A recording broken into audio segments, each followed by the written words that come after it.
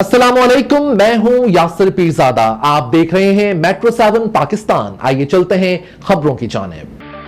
अमीर जमात इस्लामी कराची हाफिज नईमुर रहमान का कहना है, हम देखते हैं सिंध में हमारे बगैर कौन बनाएगा।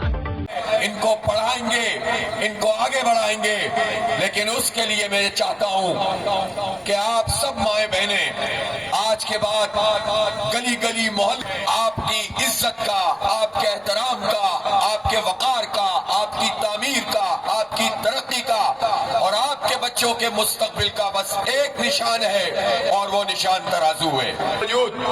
इस वक्त भी 47 सूबाई असम्बली की नशिस्तें हैं, 22 कौमी असम्बली की नशिस्तें हैं। लियारी वालों तुम भी उठो, पूरे शहर के लोग उठेंगे।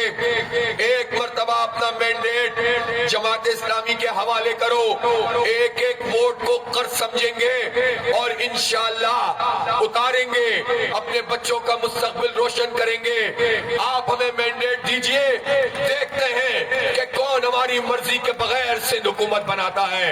आपके वक्त एक दूसरे के सामने आकर एक दूसरे के खिलाफ बयान देते हैं, इंतखाब के बाद एक हो जाते हैं, किसी इलाके को डेवलप नहीं करते और हमें बर्बादा सबसे ज्यादा गैस प्रोड्यूस करता है। लेकिन इस सूबे के अवाम इन आबादियों में गैस के चूल्हे ठंडे पड़े। अजीब तमाशा है कि ये शहर कराची पूरे पाकिस्तान को सबसे ज्यादा टैक्स देता है, सबसे ज्यादा रेवेन्यू बहने चिंचियों के धक्के खाती हैं। ये कैसा शहर है जिसमें तालीम के मरी है। हमारे बच्चों का भी ये हक है कि उनको क्वालिटी की एजुकेशन मिले और फ्री एजुकेशन मिले।